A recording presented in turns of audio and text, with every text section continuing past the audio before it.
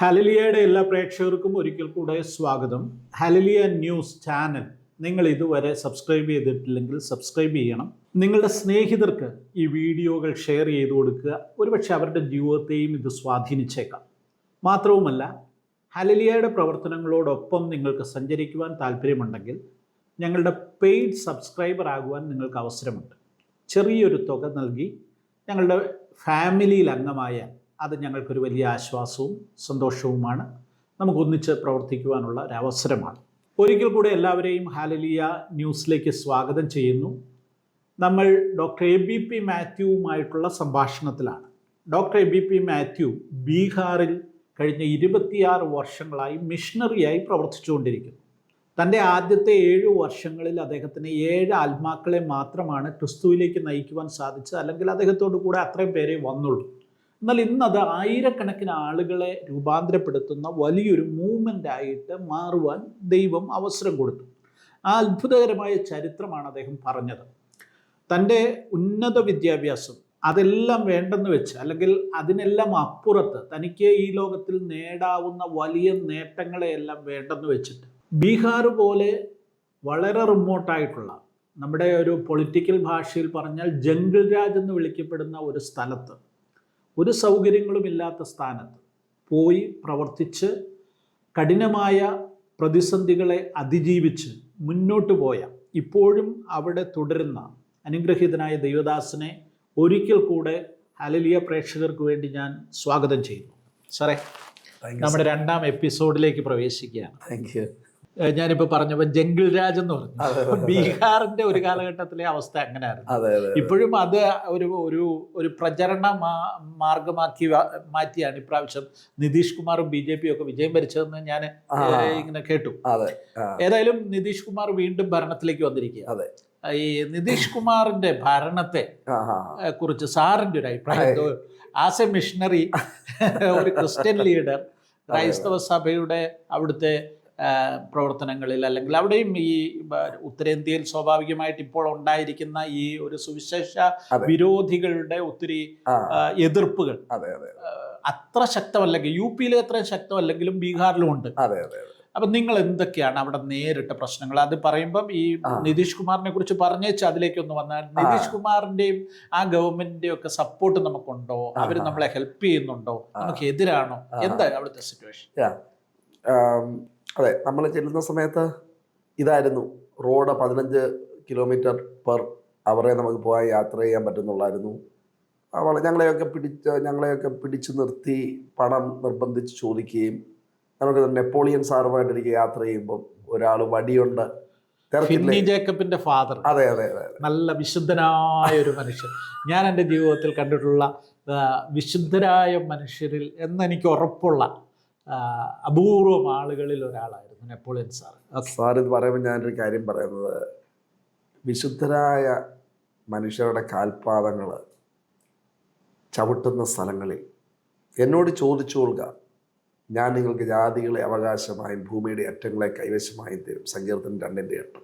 അതെ, ഈ അപ്പച്ചൻ 85-ൽ ദൈവാത്മാവ് പറഞ്ഞു നീ ബീഹാറിൽ പോകണം.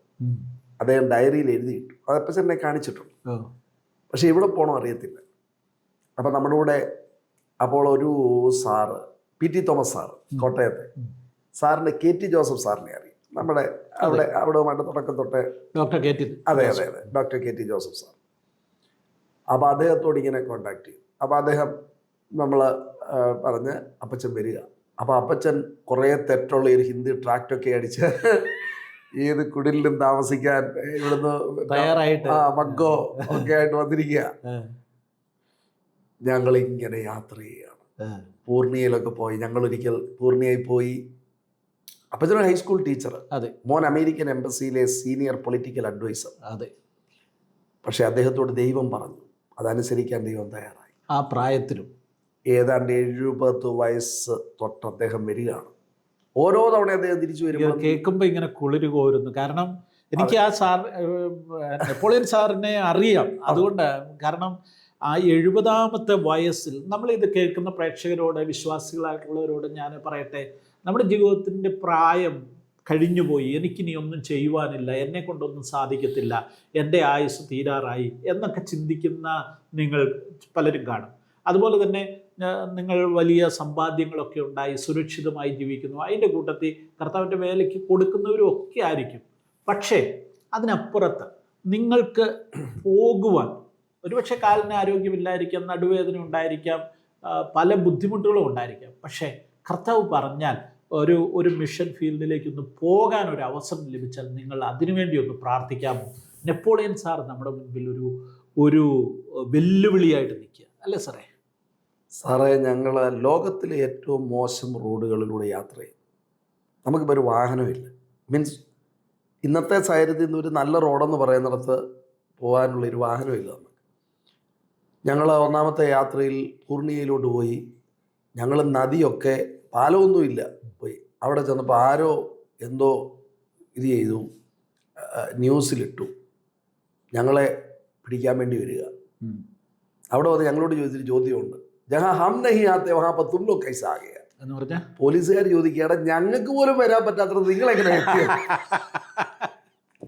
ഓക്കെ. അപ്പൊ ഈ സുവിശേഷത്തിന്റെ ഒരു ഭ്രാന്ത് നമ്മുടെ ഉള്ളിൽ കയറിയാൽ, അത് കയറിയ ഒരാളാ പൗലോസ്. അതെ അതെ അതെ. പിന്നെ ഈ പോലീസും പട്ടാളവും ആരും എത്താടത്ത് നമ്മളെത്തും. നമ്മളെത്തുന്നത് ജീവൻ എടുക്കാനല്ല, ജീവൻ കൊടുക്കാനാണ്. അതെ. ഈ അപ്പച്ചൻ അപ്പം കൂടെ ഉണ്ട്. അപ്പച്ചൻ രാവിലെ ഇറങ്ങും ഒരു പാരയുമായിട്ട്. എന്തിനാണെന്നറിയാമോ? ബൈബിളിൽ എഴുതിയിട്ടുണ്ട്, അതെ, വിസർജനം നടത്തുമ്പോൾ ഒരു പാരയുടെ കൊണ്ടുപോക്കണമെന്ന്. ടോയ്ലറ്റിൽ പോകുമ്പോൾ അവിടെ ടോയ്ലറ്റ് സൗകര്യങ്ങൾ ഇല്ലാത്തത് കൊണ്ട് അപ്പച്ചനൊരു സ്ഥലമൊക്കെ നോക്കി ഇങ്ങോട്ട് നോക്കി ആ സ്ഥലത്തിരിക്കും. അപ്പൊ അപ്പച്ചൻ അറിയുന്നില്ല മറ്റേടത്തൊന്നും എല്ലാവർക്കും കാണാമെന്ന്. ഒരു സൈഡ് കറക്റ്റാ, ഒരു സൈഡ് അപ്പച്ചൻ നോക്കിയില്ല. ഞാനും അപ്പച്ചനും കൂടെ വൈക്കോലിന്റെ പുറത്ത്, വൈക്കോലിന്റെ മുകളിൽ മേലത്ത് കുടിലിൽ, ഇലക്ട്രിസിറ്റി ഇല്ല, ടോയ്ലറ്റ് ഇല്ല, സംവിധാനം ഒന്നുമില്ല, അവിടെ കിടന്ന് ഉറങ്ങിയത് ഞാൻ ഇപ്പോഴും ഓർക്കും. രാവിലെ എഴുന്നേറ്റ് അപ്പച്ചൻ പറയാ, എബി മോനെ എന്തൊരു ഭാഗ്യമായില്ലേ. എന്താ? രാത്രി അപ്പച്ചനെ ആരോ വന്ന് മുട്ടി വിളിച്ചു. ആരാ? എലി. ഞാനപ്പ ചോദിച്ചു, എന്തോ അപ്പച്ച എലി കടിച്ചതോ? ഭക്ഷണം എന്തോ? അവലും നല്ല പുളിച്ച തൈരും. പക്ഷേ ഞാൻ പറഞ്ഞ സാറ് പറഞ്ഞില്ലേ, വിശുദ്ധൻ എന്ന് പറയുന്ന മനുഷ്യൻ എവിടൊക്കെ അയാളുടെ കാല് പതിഞ്ഞോ അവിടെയെല്ലാം സഭകളുണ്ടായി. ഒരു 10 തവണയെങ്കിലും വന്നു. 70 വയസ്സിന് ശേഷം 70 വയസ്സിന് ശേഷം 10 തവണ ബീഹാറിൽ അന്ന് കാണും. ഈ കൊതുക് എടുത്തുകൊണ്ട് പോകുന്ന സ്ഥലത്ത് താമസിക്കാൻ സ്ഥലമില്ല, കുടിലുകൾ മാത്രം. റിയലി ഇറ്റ്സ് ലൈക്ക് നമ്മുടെ കാൽപാദം. ഒരു പാട്ടുണ്ടല്ലോ സാറേ തമിഴിൽ, കാൽപതിക്കും ദേശമെല്ലാം കർത്തനക്ക് സ്വന്തം. ഞാൻ പാടിയ പ്രശ്നം അതാണ് സാറ്. നമ്മൾ അതിലേ ഒന്ന് പോയാൽ മതി, വേറെ ഒന്നും ചെയ്യണ്ട. എന്നോട് ചെല്ലി ചോദിക്കും, ബ്രദറെ ഭയങ്കര സമർപ്പണമാണല്ലോ. അപ്പം ഞാനൊരു കഥ ഓർക്കും. ഒരാൾ നയാഗ്ര വെള്ളച്ചാട്ടം ഒരു കയറേ നടന്ന് അപ്പുറത്ത് പോയി. അതെ. അവിടെ ചെന്ന് ചോദിച്ചപ്പോൾ എങ്ങനെ നിങ്ങൾ ഇത് സാധിച്ചു? അപ്പോൾ പറഞ്ഞ് എല്ലാവരും ഒന്നും മിണ്ടായിരുന്നു, എനിക്കൊരു കാര്യം പറഞ്ഞു, ആരാ എന്നെ പിടിച്ച് തള്ളിയോ? ഇത് തള്ളിയതാ, മനസ്സിലായി. കയറേന്ന് തിരിയാൻ പറ്റത്തില്ല, താഴെ പോകും, അതുകൊണ്ടൊക്കെ നടക്കുക. ജീവൻ രക്ഷിക്കാനായിട്ട് നടക്കുകയായിരുന്നു.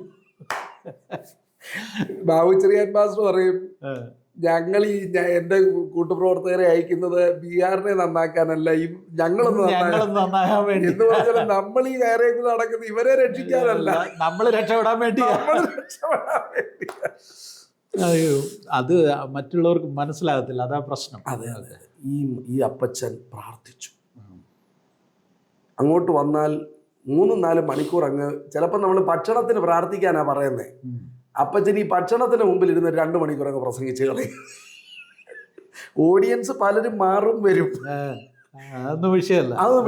അങ്ങനെ ദൈവത്തെ സ്നേഹിച്ച ആത്മാക്കളെ കാത്തിരുന്ന, ആത്മാക്കൾക്ക് വേണ്ടി തനിക്ക് നൽകാവുന്ന ഏറ്റവും നല്ലത് നൽകിയ സമയം, തൻ്റെ കയ്യിലുള്ള താൻ വലിയ പണമൊന്നും തരികയല്ല, അവസാനത്തെ വാച്ചും പോരാൻ നേരം ഏതെങ്കിലും ഒരു കൊച്ചിൻ്റെ കൊടുക്കും. ഇപ്പോഴൊക്കെ ഓരോരുത്തർ ഇത് അപ്പച്ചൻ തന്ന വാച്ചാന്ന് പറഞ്ഞാൽ അപ്പച്ചൻ he went to be with the Lord. അതെ, അപ്പം അത് നമ്മൾ പറഞ്ഞു വന്നത് നിതീഷ് കുമാറിനെ കുറിച്ച് പറയാൻ വേണ്ടി അന്നത്തെ ബീഹാറിന്റെ അവസ്ഥ പറഞ്ഞതാ. അപ്പൊ നമ്മൾ ഡൈവേർട്ട് ചെയ്ത് പോയതാ നെപ്പോളിയൻ സാറിലേക്ക്. മേ ബി അതിന് ദൈവത്തിന് ഒരു പദ്ധതിയുണ്ട്. നമ്മൾ നെപ്പോളിയൻ സാറിനെ കുറിച്ച് പറയാൻ ഉദ്ദേശിച്ചതല്ല. പക്ഷെ നെപ്പോളിയൻ സാർ ഒരു ജീവിക്കുന്ന ഒരു വലിയ വിശുദ്ധനായ മനുഷ്യനായിരുന്നു.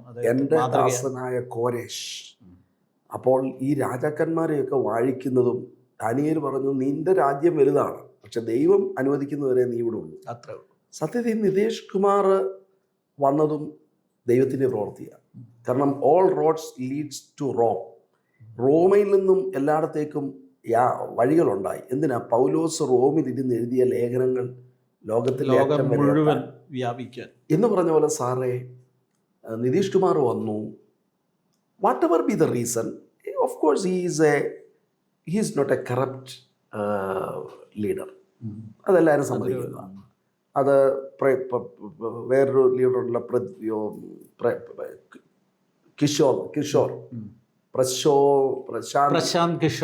കിഷോർ അദ്ദേഹം പറഞ്ഞു നിതീഷ് കുമാർ കറപ്റ്റ് അല്ല, പിന്നെ മറ്റാരാണെന്നും ഒക്കെ പറയുന്ന അത് he is not a corrupt leader.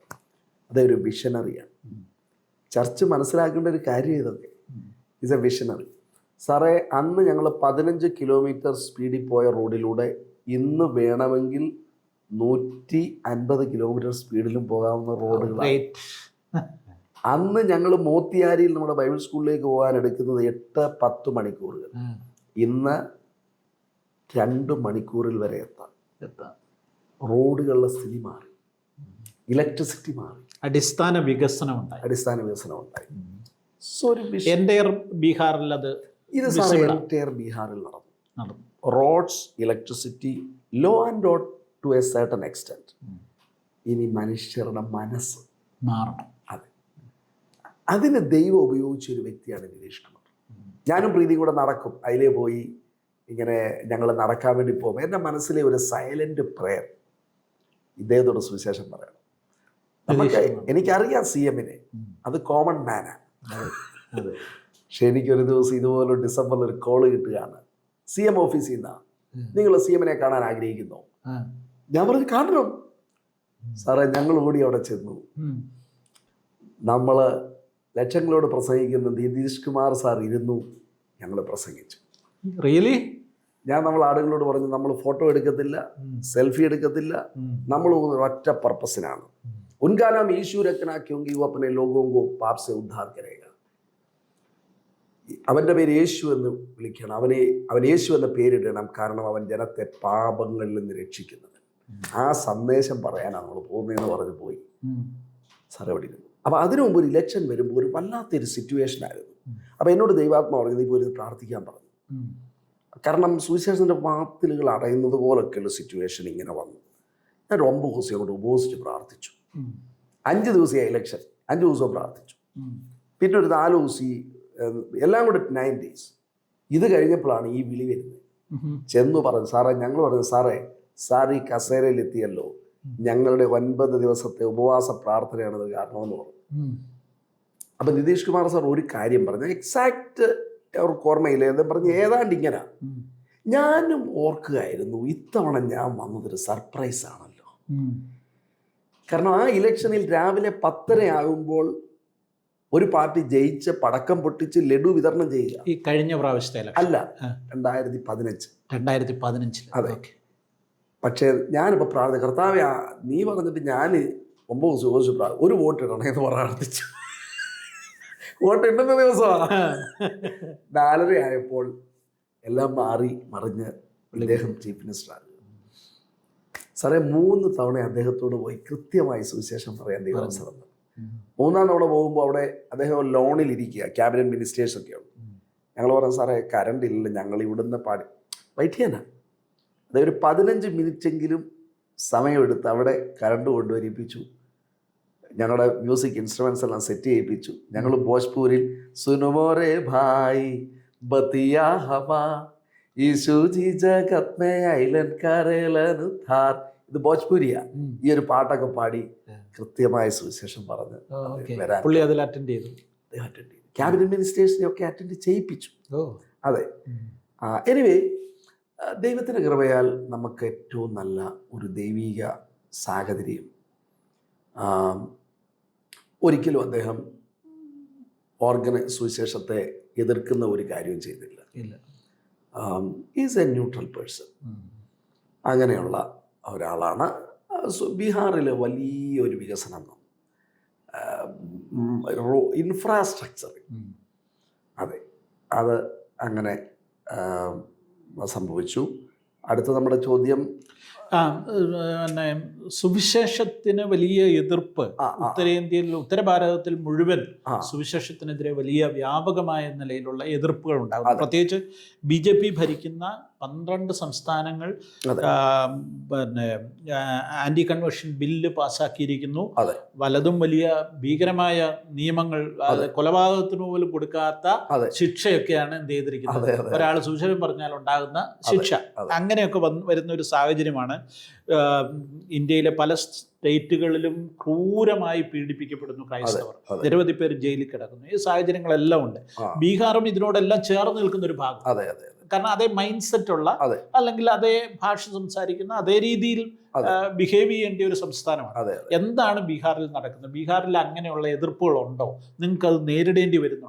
തീർച്ചയായിട്ടും ലോക്കൽ എതിർപ്പുകൾ പലയിടത്തും ഉണ്ടാകുന്നുണ്ട്. എന്നാൽ ഈ അവിടെ പ്രവർത്തിക്കുന്ന സുവിശേഷകർ അവരൊക്കെ ഇങ്ങനെയുള്ള പശ്ചാത്തലത്തിൽ നിന്ന് വന്നവരാണ്. ഇത് നമുക്കവരെ നക്സലിസം ഇല്ല. എന്നാൽ പല ആളുകളും ഇതിലൊക്കെ ഉണ്ടായിരുന്ന ഒരു സുവിശേഷകരായിട്ട് പ്രവർത്തിക്കുന്നവർ, അവരുടെയൊക്കെ ലൈഫിനെ കർത്താവ് മാറ്റിയതാണ്. അപ്പോൾ അത് കാരണം അവർക്ക് കിട്ടിയ ആ വെളിച്ചം അതൊരു വളരെ സ്ട്രോങ് ലൈറ്റാണ്. അവരുടെ ഉള്ളിൽ അവരുടെ കൺവിക്ഷൻ വളരെ സ്ട്രോങ് ആണ്. അപ്പോൾ എത്ര എതിർപ്പ് വന്നാലും അവർക്കതൊരു വിഷയമല്ല. അവർ ചെയ്യുന്നുണ്ട്. അതെ. അവർ ആ എതിർപ്പിൻ്റെ മധ്യത്തിലും അവർ പലതരത്തിൽ അതിനോട് പ്രതികരിച്ച് ഏതൊക്കെ തരത്തിലാണ്, കാരണം അവർക്ക് കിട്ടിയ ഒരു വെളിച്ചം, അവർക്ക് കിട്ടിയൊരു കൺവിക്ഷൻ, അവർ മനസ്സിലാക്കിയൊരു സത്യം അതവർ പങ്കുവയ്ക്കുന്നുണ്ട്. ലോക്കലി എതിർപ്പുകൾ ഉണ്ട്, എന്നാൽ അതിഭയങ്കര എതിർപ്പുകളല്ല. അത് അവിടുത്തെ തദ്ദേശീയമായിട്ടുണ്ടാകുന്ന പ്രശ്നങ്ങൾ സ്വാഭാവികമായിട്ട് എല്ലാ മേഖലകളിലും ഉണ്ടാകാം. ഒരാൾ വിശ്വാസത്തിലേക്ക് വരുന്നു, അല്ലെങ്കിൽ ക്രിസ്ത്യാനിയാകുന്നു, അത് സ്വാഭാവികമായിട്ട് അയാൾ ഉൾപ്പെട്ട കമ്മ്യൂണിറ്റിക്ക് ഒരു ബുദ്ധിമുട്ടുണ്ടാക്കാം, അവിടെ ഒരു പ്രശ്നം ഉണ്ടാകാം. അതൊക്കെ സ്വാഭാവികമായിട്ട് സംഭവിക്കാം. അതെ. പിന്നെ ഈ കാര്യങ്ങളിലൊക്കെ അവർ ഈ ഓരോ സാഹചര്യത്തിലും ഒരു ദൈവപ്രവർത്തി, ഇപ്പം കഴിഞ്ഞ ദിവസം കുഞ്ഞുങ്ങളുടെ ഒരു പ്രോഗ്രാമിൽ 2 പേരെ ഇങ്ങനെ പോലീസ് സ്റ്റേഷനിൽ കൊണ്ടുപോയി. അവരുടെ തന്നെ സർപഞ്ച് എന്നൊക്കെ പറയുന്ന ആൾക്കാർ അവിടെ ഉണ്ട്. നമ്മുടെ അവിടെ ആ ഒരു ഇതില്ല. മുഖ്യ പഞ്ചായത്ത് പ്രസിഡന്റ്, സർപഞ്ച്, അവർ ചെന്ന് പോലീസ് സ്റ്റേഷനിൽ ചെന്ന് പറഞ്ഞു, ഇവര് ഏറ്റവും നല്ല കാര്യങ്ങൾ ചെയ്യുന്ന ആൾക്കാരല്ലേ, ഇവരെ പിടിച്ചെന്തിനാണ് ഇവിടെ വിളിച്ചേക്കുന്നത്? 4 മണിക്ക് മുമ്പ് ഇവരെ വിട്ടേക്കണം. അവരൊന്നും വിശ്വാസികളല്ല, പക്ഷെ ദേ ആർ സീയിങ് ദം. അപ്പം അങ്ങനെ ഒരു ഫേവർ അവരുടെ ഭാഗത്തുനിന്ന് ഉണ്ടാകുന്നുണ്ട്. നമ്മുടെ കൂട്ടത്തിലെ ആളുകൾക്ക് ക്രൂരമായ മർദ്ദനങ്ങൾ ഏൽക്കുക അങ്ങനെ സംഭവിച്ചിട്ടുണ്ടോ? ഉണ്ട് സാറേ. ഇവിടെ തിരുവല്ലക്കാരൻ റെജി, ഇവിടെ തിരുവല്ല കുറ്റപ്പഴ ശാരോനിലെ അംഗമാണ്. അദ്ദേഹം ഒരു ഫിലിം ഷോ കാണിച്ചുകൊണ്ടിരിക്കുമ്പോൾ വളരെ ക്രൂരമായിട്ട് അദ്ദേഹത്തിൻ്റെ കൂടെയുള്ളവർ അവരെ മർദ്ദിച്ചു. പിന്നെ ഒരു ഷൈജു, കോട്ടയം പാമ്പാടി സ്വദേശി, അദ്ദേഹത്തെ ചർച്ചിൽ നിന്ന് പിടിച്ചുകൊണ്ടുപോയി പോലീസ് സ്റ്റേഷനിൽ കൊണ്ടുപോകാമെന്ന് പറഞ്ഞ് കൊണ്ടുപോയിട്ട് ഒരു സ്കൂളിൻ്റെ ഗ്രൗണ്ടിൽ കൊണ്ടുപോയിട്ട് വലിയൊരു കല്ലെടുത്ത് അദ്ദേഹത്തിൻ്റെ കാലയിലോട്ട് ഇട്ടു. അത് ഭയങ്കരമായിട്ട് അദ്ദേഹത്തിന് ഇവിടെ. പിന്നെ ലോക്കലായിട്ട് പല ആളുകളെയും, ഞങ്ങൾ കഴിഞ്ഞ ദിവസം ഒരിടത്ത് പോയപ്പം ഒരാൾ വന്ന് നിർത്തിക്കോ എന്ന് പറഞ്ഞു. പക്ഷേ അന്ന് നിർത്തിയില്ല. ചില സമയത്ത് അവർ ആ സമയത്താണ് കുറച്ച് പേരുമായിട്ട് വന്ന് പിന്നെ അങ്ങ് അടിപിടിയൊക്കെ നടത്തും. എന്നാൽ അടുത്ത ആഴ്ച വീണ്ടും വന്നു, നിർത്തിച്ചില്ല. പക്ഷെ അവർ ഒരിടത്ത് നടത്തിക്കൊണ്ടിരുന്നത് 3 ആക്കി, 3 നടത്താൻ തുടങ്ങി. അപ്പോൾ ആ തരത്തിൽ അവരുടെ പ്രവർത്തനങ്ങൾ, അവരുടെ കൂട്ടായ്മകൾ നടത്തുന്നു. ഈ അവിടെ ഇപ്പം സാധാരണക്കാരായ ഈ ഗ്രാമീണരായിട്ടുള്ള ആളുകളാണല്ലോ ഈ വിശ്വാസത്തിൽ അതെ വരുന്നത്. അതെ അതെ അവർക്ക് വലിയ വിദ്യാഭ്യാസമില്ല, അവർ കൃഷി ചെയ്ത് ജീവിക്കുന്നവരാ, അങ്ങനെയൊക്കെയുള്ള ആളുകളാണല്ലോ കൂടുതലും വരുന്നത്. അതെ അവര് അവരുടെ സാമൂഹ്യപരമായ അവസ്ഥയ്ക്ക് ഒരു വിശ്വാസത്തിൽ വന്നു കഴിയുമ്പോൾ എന്തെങ്കിലും മാറ്റം ഉണ്ടാകുന്നുണ്ടോ? അതോ തീർച്ചയായിട്ടും ഉണ്ടാകുന്നുണ്ട്. ഉണ്ട്. ഒന്ന്, അവരുടെ ലൈഫിനൊരു ഓർഡർ ഉണ്ടാകുന്നു. ഇവർ കഴിച്ചുകൊണ്ടിരുന്ന പുകയിലയും ഇവർ കുടിച്ചുകൊണ്ടിരുന്ന മദ്യപാനവും ഇവർ നടത്തിക്കൊണ്ടിരുന്ന മദ്യപാനവും, ശരിക്കും ഈ മദ്യപാനവും പുകയിലും മാറുമ്പോൾ തന്നെ അടിസ്ഥാനപരമായി ഭയങ്കര ചേഞ്ച് അല്ലേ ഉണ്ടാകുന്നത്? ഇവരെ കാണുമ്പോൾ തന്നെ വ്യത്യാസം. ഇന്നലെ ഒരാൾ എൻ്റെ അടുക്ക് വന്നു പറഞ്ഞു, ഒരു പൈസ തരണേ, നാളെ 5 മണിയാകുമ്പോൾ തരാമെന്ന് പറഞ്ഞു. ഇങ്ങനെ അദ്ദേഹം പലതവണ നമ്മുടെ വീട്ടിൽ അത് മേടിച്ചോണ്ട് പോകുന്നത് ഞാൻ പറഞ്ഞു പറ്റത്തില്ല. ഞാൻ പറഞ്ഞു, നിങ്ങൾ ഇവിടെ എത്രയോ പേര് ജോലി ചെയ്ത് ജീവിക്കുന്നു, നിങ്ങളിങ്ങനെ മദ്യം കുടിച്ച് നിങ്ങൾ. അപ്പം അദ്ദേഹത്തെ കാണുമ്പം തന്നെ ആകെ ഒരു ഡിസോർഡർലിയാണ്. അപ്പം ഇതൊക്കെ ഒന്ന് മാറുമ്പം തന്നെ ലൈഫിനൊരു വ്യത്യാസം വരുന്നു. തീർച്ചയായിട്ടും നല്ല വ്യത്യാസം ആളുകൾക്ക് വരുന്നു. അവരുടെ കുഞ്ഞുങ്ങൾ പഠിക്കുന്നു. നമ്മൾ പഠിക്കാനൊക്കെ ഓൺലൈൻ കോച്ചിങ് കാര്യങ്ങളൊക്കെ നമ്മൾ തന്നെ കൊടുക്കുന്നുണ്ട്. അങ്ങനെ കൊടുക്കാൻ ശ്രമിക്കുന്നുണ്ട്. ഓക്കെ. അതെ. ഈ പുതിയ വിശ്വാസികൾ, പുതുതായിട്ട് വന്നവർ, അവരിൽ നിന്ന് സുവിശേഷ വേലയ്ക്ക് വേണ്ടിയിട്ട് ആളുകൾ എന്ത് ചെയ്യുന്നുണ്ട്? തയ്യാറാകുന്നു. അതെ അതെ അതെ. അപ്പോൾ അവർക്കൊരു ട്രെയിനിങ്ങോ അവർക്ക് പരിശീലനമോ ഒന്നും ഇല്ലാതെ ഇവർക്ക് എന്ത് ചെയ്യാൻ പറ്റും? എങ്ങനെ അവരെ എങ്ങനെ നിങ്ങൾ നമ്മൾ സാറേ കർത്താവിൻ്റെ യേശുവിനെ അറിഞ്ഞു വരുമ്പോൾ അവരിത് കൃത്യമായിട്ടൊന്ന് അറിയണമല്ലോ. അതിനുവേണ്ടി നമ്മൾ അവരെ ഒരു 12 വിഷയങ്ങൾ ആദ്യം പഠിപ്പിക്കും. ഓക്കെ. അത് നമ്മൾ ഒരു പേരൊക്കെ ഉണ്ട്, തിമോത്തി ഡിസൈപ്പിൾഷിപ്പ് ട്രെയിനിങ്. അത് നമ്മൾ എല്ലാ ചർച്ചിലും നടത്തണമെന്നാണ് നമ്മൾ പറയുന്നത്. അതിൽ what is sin, what is salvation, what is repentance, what is salvation, baptism, spiritual baptism in the Holy Spirit, victorious Christian life, giving, generous giving, അങ്ങനെ നമ്മൾ ഒരു 10-12 ബേസിക് വിഷയങ്ങൾ അവരെ പഠിപ്പിക്കും. അപ്പം അതിനുശേഷം നമ്മൾ അവർക്കൊരു ഒരു ഒരു 100 സ്ഥലങ്ങളിലെങ്കിലും 100 സഭകളിലെങ്കിലും നമ്മൾ അവർക്ക് ഒരു സ്കൂൾ ഓഫ് ഇവാഞ്ചലിസം എന്ന് പറഞ്ഞൊരു 3 months ട്രെയിനിങ് കൊടുക്കും. ഓക്കെ. അത് നമുക്കൊരു ബുക്കുണ്ട്, അതിന്ന് പഠിപ്പിക്കും അവർ. അപ്പോൾ ഇതൊരു 100 സ്ഥലങ്ങളിൽ ഒരു 10 പേര് 12 പേര് വരുമ്പോൾ തന്നെ അതൊരു 10,000 പേര് പഠിക്കും. മനസ്സിലായി. പിന്നെ ഒരു ലോക്കൽ ഇവാഞ്ചലിസ്റ്റ് ട്രെയിനിങ് പ്രോഗ്രാം എന്ന് പറഞ്ഞ് അത് പഠിപ്പിക്കും. അപ്പോൾ ഇതെല്ലാം ഒരു ഡിസൈപ്പിൾഷിപ്പ് പ്ലസ് ഷെയറിങ് ഗോസ്പൽ എന്നുള്ളതാണ് പഠിപ്പിക്കുന്നത്. പിന്നെ ത്രൂ സൂം നമ്മൾ എല്ലാ ദിവസവും 6 തൊട്ട് 8 വരെയുള്ള ഒരു ക്ലാസ് ഉണ്ട്. അങ്ങനെ ഓൾ ടുഗദർ ഈ ഒരു ട്രെയിനിങ്ങുകളിലൂടെ പോയാണ് ഇവർ ഒരു ലോക്കൽ ഇവാഞ്ചലിസ്റ്റ് ആയിട്ട്. So what message should be given based on Bible, ഇതൊക്കെ അവർ അറിഞ്ഞിട്ട് ആണ് അവർ തയ്യാറാകുന്നത്. എങ്കിലും പ്രധാനമായിട്ടും ഈ അത്ഭുതങ്ങൾ, പ്രാർത്ഥന, വിടുതലുകളൊക്കെയാണ് സഭയുടെ ഒരു വളർച്ചയ്ക്ക് പ്രധാനമായി കാരണം. അതിലൂടെ വരുന്ന ആളുകളെയാണ് ഇവർ വരുന്നത്. എല്ലായിടത്തും ദൈവത്തിൻ്റെ ഒരു പ്രവൃത്തി, ഒരത്ഭുതം നടക്കുമ്പോൾ അത് നേരിട്ട് കണ്ട. ഇപ്പം ഞാൻ ജേക്കബ് ആനിക്കലിൻ്റെ കാര്യം പറഞ്ഞു, അതാണ് നമ്മുടെ ആദ്യത്തെ ഒരു അവിടുത്തെ ഒരു സഹോദരി ശോഭ ഈ അടുത്ത സമയത്ത് പറയായിരുന്നു. അവരിങ്ങനെ അവരുടെ മോനെ അരവിന്ദിനെ പല സ്ഥലങ്ങളിൽ കൊണ്ടുപോയി, അവന് ഭയങ്കര അസുഖം. അപ്പോൾ അവരറിയുന്നത് മഹനാറിലൊരു ഇങ്ങനെ ഒരു കൂട്ടർ വന്നിട്ടുണ്ട്. അവർക്കിത് ആരാന്നോ എന്തോന്നോ അറിയത്തില്ല. അപ്പോൾ ഇവരിവിടെ കൊണ്ടുപോകും. അപ്പോൾ ഇവർ അവിടെ ചെന്നപ്പോൾ ഞങ്ങളുടെ ഇവിടെ ഒരാളിങ്ങനെ അസുഖമായിട്ട് കിടക്കുക, ഇവരുടെ ഭവന സന്ദർശനം നടത്തിക്കൊണ്ടിരുന്നത്, നിങ്ങൾക്ക് വല്ലതും ചെയ്യാൻ പറ്റുമെന്ന് പറഞ്ഞു. അപ്പോൾ അവർ പറഞ്ഞു, നിങ്ങളൊരു കാര്യം ചർച്ചിലോട്ട് കൊണ്ടുവരാൻ പറഞ്ഞു. ഈ ശോഭ പറയുന്നത്, ഇവനെ ചർച്ചിൽ കൊണ്ടുവന്നു, പ്രാർത്ഥിച്ചു. 1 ആഴ്ചയാണോ 2 ആഴ്ചയാണോ ഞാനിപ്പോൾ ഓർക്കുന്നില്ല അവർ പറഞ്ഞത് എന്താണെന്ന്.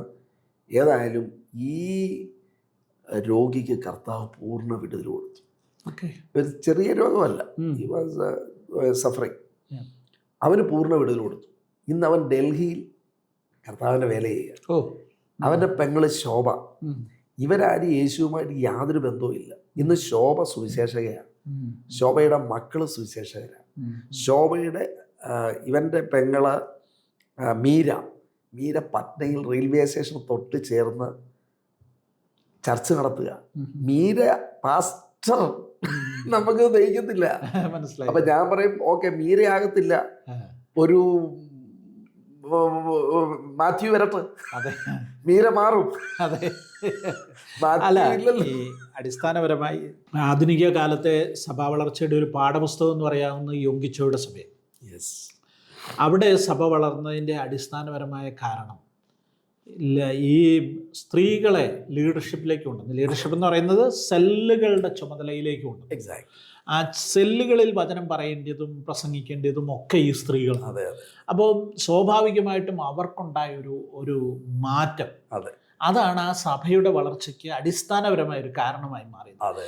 ഈ ഇന്ത്യയിൽ പഞ്ചാബിൽ ഇപ്പോൾ അത് സംഭവിക്കുന്നുണ്ട്. പഞ്ചാബിൽ സ്ത്രീകൾ എന്ത് ചെയ്യുന്നുണ്ട്, പാസ്റ്റേഴ്സ് ആയിട്ടൊക്കെ വരുന്നുണ്ട്. നമുക്ക് ഈ മലയാളിയുടെ ഒരു കാഴ്ചപ്പാട് ഇതുവരെ മാറിയിട്ടില്ലാത്തത് കൊണ്ട് നമുക്കതിനോട് താതാത്മ്യപ്പെടാനോ അല്ലെങ്കിൽ അതിനെ ഉൾക്കൊള്ളാനോ ഇതുവരെ സാധിച്ചിട്ടില്ലെങ്കിലും ദൈവം ഒരാളെ തിരഞ്ഞെടുക്കുമ്പോൾ അത് സ്ത്രീയെന്നോ പുരുഷനെന്നോ ഒന്നും നോക്കിയല്ലല്ലോ. ദൈവത്തിന് ഏത് വ്യക്തിയെ കൊണ്ടും എന്ത് ചെയ്യാൻ പ്രവർത്തിക്കാൻ പറ്റും. അപ്പം സ്ത്രീകൾ ആ രംഗത്തേക്കും സുവിശേഷ വേലയിലേക്ക് കുറച്ചുകൂടെ കൂടുതൽ മുന്നോട്ട് വന്നാൽ വലിയ സാധ്യതകൾ ഈ രാജ്യത്ത് അതൊരു വലിയ മാറ്റമായിരിക്കും. ഓക്കെ സാറേ, നമ്മൾ പല കാര്യങ്ങളും ഇങ്ങനെ പറഞ്ഞു. ഒരു മലയാളി മിഷണറിയായി കേരളത്തിൽ നിന്ന് പോയി അവിടെ 26 വർഷം പാർത്ത ഒരാളെന്നുള്ള നിലയിൽ സാറിന് കേരളത്തിലെ മലയാളികളായിട്ടുള്ള വിശ്വാസ സമൂഹത്തോട് പറയാൻ ഒത്തിരി കാര്യങ്ങൾ കാണും. ഇത് കാണുന്നതാണ്. സാറ് കൂടെ വല്ലപ്പോഴും ഒക്കെ കേരളത്തിൽ വരികയും ഇവിടുത്തെ വിശ്വാസികളുടെ അവസ്ഥ കാണുകയും സഭകളുടെ അവസ്ഥ കാണുകയും ഒക്കെ ചെയ്യുന്നുണ്ട്. കേരളത്തിലെ സഭകൾ വലിയ പ്രതിസന്ധിയെ നേരിടുന്ന ഒരു കാലഘട്ടം.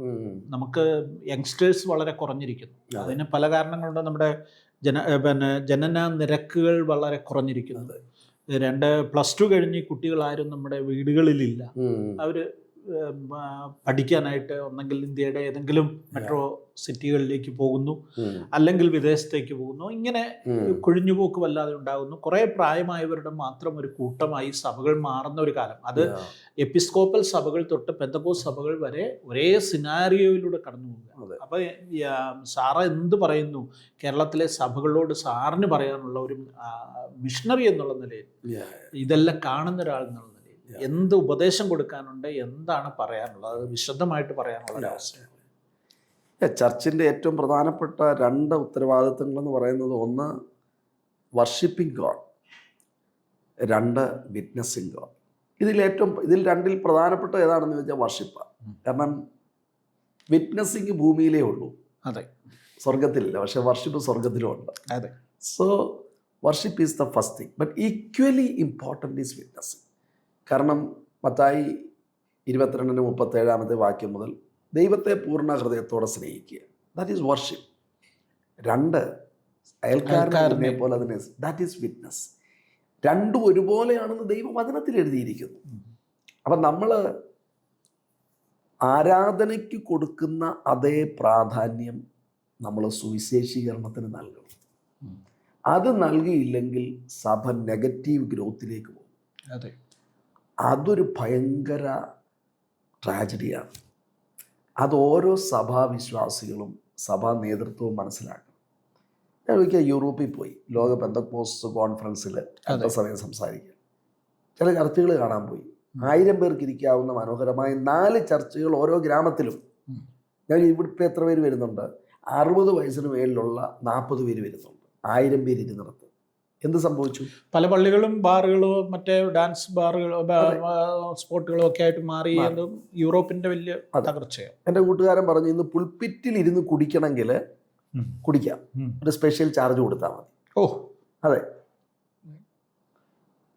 ജോൺ വെസ്ലി പ്രസംഗിച്ച ചർച്ചിൽ ഒരിക്കൽ ഞാൻ പോയി. ഞാൻ ഒരു തവണ പോയിട്ടുണ്ട് അവിടെ. അദ്ദേഹം പ്രസംഗിച്ച പുൾപിറ്റിന് താഴെ ഇപ്പോൾ ഇരിക്കുന്നത് കഞ്ചാവ് വലിച്ചിട്ട് കുറച്ച് പേര് അവിടെ ഇരിപ്പുണ്ടായിരുന്നു. സോ ഈ ദാരുണമായ കാര്യം യൂറോപ്പിൽ സംഭവിച്ചു. അപ്പോൾ തന്നെ ഓർക്കണം, ലോകം മുഴുവൻ ബൈബിൾ എത്തിച്ച, സുവിശേഷത്തിന് വേണ്ടി മിഷണറിമാരെ അയച്ച ഒരു രാജ്യത്തിൻ്റെ തകർച്ചയാണത്. സാറേ, ഒരു ചർച്ചിൻ്റെ ഏറ്റവും പ്രധാനപ്പെട്ട കാര്യമെന്ന് പറയുന്നത് അവിടുത്തെ ലീഡർഷിപ്പാണ്. Vision of the leadership, quality of the leadership, character of the leadership. ഇത് തകർന്നാൽ സഭ തകർന്നു. ആ തകർച്ച നമുക്ക് പെട്ടെന്ന് കാണാൻ പറ്റത്തില്ലെന്നേ ഉള്ളൂ. ഇന്ന് യൂറോപ്പിൽ സംഭവിച്ചത് കേരളത്തിൽ സംഭവിക്കണോ? അല്ല, സംഭവിച്ചുകൊണ്ടിരിക്കുകയാണെന്നാണ് എൻ്റെ ചിന്ത. ഞാൻ പഴഞ്ഞിയിൽ ഇത് പ്രസംഗിച്ചു. യൂറോപ്പിൽ സഭ മരിച്ചെന്ന് പറഞ്ഞപ്പോൾ അവിടുത്തെ റോയ്സൺ സാർ എന്നോട് പറഞ്ഞു, ഇലക്ട്രിസിറ്റി ബോർഡിലെ ഉദ്യോഗസ്ഥനാ, എഞ്ചിനീയറാ, യൂറോപ്പിലെ കാര്യം ഇവിടെ പറയണമെന്ന് പറഞ്ഞു. ഞാൻ പറഞ്ഞു, അതെന്താ സാറേ, ഇവിടെ പഴഞ്ഞിയിലെ കാര്യം പറഞ്ഞാൽ മതി എന്ന് പറഞ്ഞു. അതെന്താന്ന് ചോദിച്ചപ്പോൾ പറഞ്ഞു പഴഞ്ഞി 10 ചർച്ച് മരിച്ചെന്ന് പറഞ്ഞു. അത് ഞാൻ വേറൊരു പ്രസംഗിച്ചപ്പോൾ അദ്ദേഹം പറഞ്ഞു അതെവിടാ പഴഞ്ഞി മരിച്ചത്. ഞാൻ പറഞ്ഞു സാറേ എനിക്കറിയത്തില്ല, റോയ്സിനോട് ചോദിക്കുന്നു. റോയ്സിനെ വിളിച്ചിട്ട് പുള്ളി എന്നോട് പറഞ്ഞു സാറേ 10 അല്ല മരിച്ചത്, 12 മരിച്ചെന്ന് പറഞ്ഞു. ഈ പഴഞ്ഞിയിൽ സംഭവിച്ചത് കഴിഞ്ഞ ദിവസം ഞാനൊരു ബൈബിൾ കോളേജിൽ പ്രസംഗിച്ചപ്പോൾ അവിടുന്ന് പഴഞ്ഞിക്കാരൻ വന്നു, സാർ പറഞ്ഞത് ശരിയാകട്ടോ, ഇത് കേരളത്തിൽ, ഇത് തിരുവല്ലയിൽ സംഭവിക്കണോ, കുമ്മനാട്ട് സംഭവിക്കണോ, ഇത് ചങ്ങനാശ്ശേരിയിൽ സംഭവിക്കണോ, ഇത് കോട്ടയത്ത് സംഭവിക്കണോ, ഇത് തിരുവനന്തപുരത്ത് സംഭവിക്കണോ വേണ്ടയോ എന്നുള്ളത് നിശ്ചയിക്കേണ്ടത് ഇന്ന് ചർച്ചിലെ അംഗങ്ങളായിരിക്കുന്ന നമ്മളാണ്. ഈ പഴഞ്ഞി എന്ന് പറയുന്നത് ഈ ഒരു കുമ്പനാട് പോലെ സത്യത്തിൽ ധാരാളം പാട്ടുകൾ എഴുതിയൊരു ചർച്ച എന്നെ കാണിതുണ്ട്, ആ ചർച്ച് മരിച്ചെന്ന് പറഞ്ഞു. ഇത് നമ്മൾ സീരിയസ് ആയിട്ട് എടുക്കണം. This is not a time. കുറേ സാറേ ചർച്ച് വളർന്നു. 100 വർഷം മുൻപ് 100 വിശ്വാസികളെ ഉള്ളായിരുന്നു. അതെ. എങ്ങനെ ചർച്ച് വളർന്നു? ചർച്ചിൻ്റെ ലീഡേഴ്സ് വന്നു, അവരങ്ങോട്ടും ഇങ്ങോട്ടും ക്ഷമ ചോദിച്ചു. They decided to pray together, work together. ഇന്ന് ലോകത്തിൽ ഏറ്റവും കൂടുതൽ മിഷണറിമാരെ അയക്കുന്ന ഒരു രാജ്യമായി സൗത്ത് കൊറിയ മാറി. ഇതെങ്ങനെ സംഭവിച്ചു? Prayer, united prayer. അവിടെ പോയ പിൻഡോ സാർ പറഞ്ഞു, അവിടുത്തെ ചർച്ചുകാർ ഞാൻ ഇന്ന ചർച്ചിലെയാ, ഞാൻ ഷാരോൺ ചർച്ചിലെയാ, അതൊരു 20 കിലോമീറ്റർ ദൂരെയാണ്, ഞാൻ ഷാരോനിലേ പോയി പ്രാർത്ഥിക്കത്തുള്ളെന്ന് നിർബന്ധം പിടിക്കത്തില്ല, രാവിലത്തെ ഡെയിലി പ്രാർത്ഥനയ്ക്ക് അടുത്തുള്ളവർ തുടങ്ങുന്നു. അതേ പറഞ്ഞാൽ രാവിലെ 4:30 ആയപ്പോൾ റോഡിൽ ഭയങ്കര വാഹനങ്ങളുടെ ഭയങ്കര നിര. ഇത് എവിടോട്ട് പോയി ഇവരെല്ലാവരും കൂടെ ചോദിച്ചോ പറയാ, ഹോട്ടലുകാരൻ പറയാം ഇവരെല്ലാം പ്രാർത്ഥിക്കാൻ പോവാ, മോർണിംഗ് പ്രയറിന് വേണ്ടി പോവുക. സോ ഇത് നമ്മുടെ കാലിനടിയിൽ നിന്ന് മണ്ണ് ഒലിച്ചു പോകുന്നത് കണ്ടില്ലെന്ന് നമ്മൾ നടിക്കരുത്. അത് മീഡിയ പ്രവർത്തകരുടെ, ദൈവസഭയുടെ ലീഡേഴ്സിൻ്റെ, ഓരോ വിശ്വാസിയുടെയും ഓരോ മാതാപിതാക്കളുടെ ഉത്തരവാദിത്വം. നമ്മളൊക്കെ പോകാൻ ആഗ്രഹിക്കുന്ന ഇംഗ്ലണ്ടിൽ നിന്ന് ചർച്ചിൽ പോകുന്ന എത്ര പേരാ? 2%. കാനഡയിൽ ചർച്ചിൽ പോകുന്ന എത്ര? 4%. ബാക്കിയുള്ളൊരു പബ്ബിൽ പോവാം, അവർ വേറെ എവിടെയൊക്കെയോ പോവുക. What A tragedy, what A sad state. ഇത് നമ്മൾ കണ്ടില്ലെന്ന് നടിക്കരുത്. ഇത് നമ്മൾക്ക്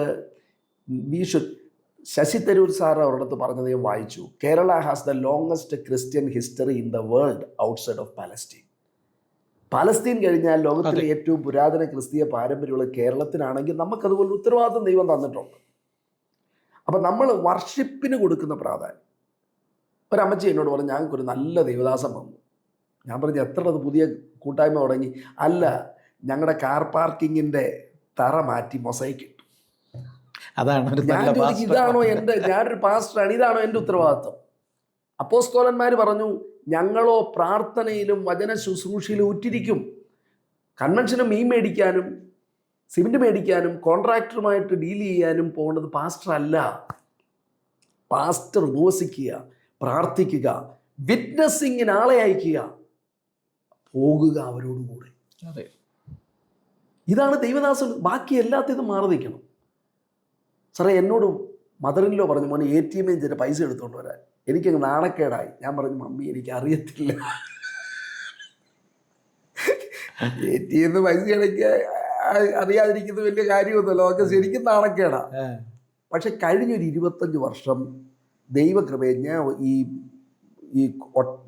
കുതിര പോകുന്നത് പോലെ വേറൊന്നും നോക്കാതെ സുവിശേഷീകരണം ഈ ഒരു കാര്യം ഇങ്ങനെ അങ്ങോട്ട് പോയപ്പോൾ ദൈവം, ഞാൻ പറഞ്ഞല്ലോ, എനിക്കൊരു എറിഞ്ഞൊരു മാങ്ങ ഇടാൻ അറിയത്തില്ല, കീബോർഡ് വായിക്കാൻ അറിയത്തില്ല, സൗണ്ട് സിസ്റ്റം ഉപയോഗിക്കാൻ അറിയത്തില്ല, ATM നിന്ന് പൈസ എടുക്കാൻ അറിയത്തില്ല എന്ന് പറഞ്ഞാൽ അറിയാമല്ലോ നമ്മുടെ സ്ഥിതി എന്ന്. ഒരു PhD കാരനാ പറയുന്നത് ഓർക്കണേ. പക്ഷെ എന്നോട് ദൈവാത്മാ പറഞ്ഞു, നീ സുവിശേഷ വേല അല്ലാതെ വേറെ ഒന്നും ചെയ്യണ്ട, നീ പണം ഉണ്ടാക്കുന്ന ഒരു പണിയും ചെയ്യണ്ട, നിനക്ക് ആവശ്യമുള്ളതല്ല ഞാനവിടെ എത്തിച്ചോളാം. എന്നോട് ചെല്ലു പറയാം, അമേരിക്കയിൽ അടുത്ത തവണ വരുമ്പോൾ ഞങ്ങളുടെ അവിടെ വരണേ. ഞാൻ പറയാം, നമ്മൾ ഇതുവരെ അമേരിക്ക പോയിട്ടില്ലെന്ന്. പല തവണ നോക്കുമ്പോൾ നമ്മൾക്ക് തോൽവിയുടെ ആ വിഷമം മാറുമല്ലോ. 1-ാം തവണ എൻ്റെ വിസ റിജക്ട് ചെയ്തപ്പോൾ ഞാൻ കർത്താവെ ഞാനിവിടെ താമസിക്കുന്നില്ല, നിനക്കറിയത്തില്ലേ, എനിക്ക് 10 ദിവസം കാനഡ വിസ കിട്ടിയില്ലേ, വർക്ക് വിസ കിട്ടിയതല്ലേ, ഞാൻ പോയോ കാനഡയ്ക്ക്? ഇല്ലല്ലോ, താമസിച്ചോ, പിന്നെ എനിക്ക് എന്താ കിട്ടാഞ്ഞ്? പിന്നെ രണ്ടാം തവണ റിജക്റ്റ് ആയപ്പോൾ വിഷമം ഇച്ചിരി കുറഞ്ഞു. പക്ഷേ ഇന്ന് 25 വർഷം കഴിയുമ്പോൾ എനിക്കൊരു കാര്യം മനസ്സിലായി, നമ്മൾ എവിടെയെങ്കിലും പോകുന്നതുകൊണ്ടല്ല കാര്യങ്ങൾ നടക്കുന്നത്, സത്യം ദൈവം പറയുന്നിടത്ത് പോകുന്നത് കൊണ്ടാണ്. ദേവദാസൻ പറഞ്ഞു, ഹഡ്സൺ ടൈലർ പറഞ്ഞു, God's work done in God's way will never lack God's supply. അപ്പം നമ്മൾ ദൈവദാസന്മാർ ചെയ്യേണ്ടത് ഇതാണ്. കൺവെൻഷന് പന്തലിടുന്നത് അതവർ ചെയ്യട്ടെ, നമ്മൾ പ്രാർത്ഥിക്കുക, ലോക്കൽ ഫോറിൻ മിഷനിൽ ഇൻവോൾവ് ആകുക, മീറ്റിങ്ങുകൾ കുറയ്ക്കുക. പോൾ യോങ്കിച്ചോ പറഞ്ഞു, ഞാൻ meeting I felt like committing suicide. സാറിന്റെ പുസ്തകത്തിലായിരിക്കും എഴുതി, 8ാം നിലയുടെ മേലിലേക്ക് ഓടിപ്പോയി അവിടെ നിർത്തി ചാടാൻ. പ്രശ്നം എന്തായിരുന്നു? മീറ്റിംഗ്. അദ്ദേഹത്തോട് പറഞ്ഞു, നീ സെമിനാർ നിർത്ത്, കോൺഫറൻസ് നിർത്ത്, മീറ്റിംഗ് പീപ്പിൾ നിർത്ത്. ഒരു ദേവദാസൻ എന്നോട് പറഞ്ഞു, ഞാൻ ബ്രദറെ സിറ്റിയുടെ വെസ്റ്റ് നിൽക്കുമ്പം ഈസ്റ്റിൽ നിന്ന് അച്ചായം വിളിക്കും, അയ്യോ ഇവിടെ അമ്മച്ചിക്ക് ഒരു വയറുവേദന, ഇങ്ങോട്ട് വാ, ഞാൻ വെസ്റ്റിൽ നിന്ന് ഈസ്റ്റിലോട്ട് ഓടും 70 കിലോമീറ്റർ. ഈസ്റ്റ് നിൽക്കുമ്പം ഇവിടെ നോർത്തിൽ നിന്ന് വിളിക്കും, ഇങ്ങോട്ട് വാ പാസ്റ്ററെ, അവിടെ എന്താ, അവിടുത്തെ മോന് പരീക്ഷയാണ്, ഒന്ന് പ്രാർത്ഥിക്കണം, ഇന്നത്തെ ചില കട്ടിയുള്ള പേപ്പറാണ്. ഇതാണോ പാസ്റ്റർ ഉത്തരവാദിത്വം? ഞാൻ ചോദിച്ചു, പാസ്റ്ററെ അസിസ്റ്റന്റ് ഇല്ലേ? ബ്രദറെ അവരൊന്നും പോയാൽ പറ്റത്തില്ല. ഇത് പ്രാർത്ഥന മാത്രമല്ല, ഇതിനകത്തൊരു കൈമടക്കമുണ്ട്. എന്നോട് ക്ഷമിക്കണം, അതാ അപകടം. പാസ്റ്ററുടെ ജോലി എന്ന് പറയുന്ന വിശ്വാസികളുടെ വീടുകൾ മാത്രം സന്ദർശിച്ച, love me love your neighbour. Krishnan കുട്ടിച്ചായൻ്റെയും മാലതി ചേച്ചിയുടെയും വീട്ടിൽ നമ്മൾ പോയി സുവിശേഷം പറയാൻ നമുക്ക് കഴിയുന്നില്ലെങ്കിൽ, I am not doing my work as a Christian, as a believer, as a pastor. So ഇത് രണ്ടും ഒരുപോലെ നടക്കുന്നില്ലെങ്കിൽ, ഒരു ദേവദാസൻ തിരുമേനി പറഞ്ഞു, ഞാൻ യൂറോപ്പിൽ ചെന്നപ്പോൾ പറഞ്ഞു, അച്ചോ ഞങ്ങൾ പണ്ട് ആളെ അയക്കുമായിരുന്നു.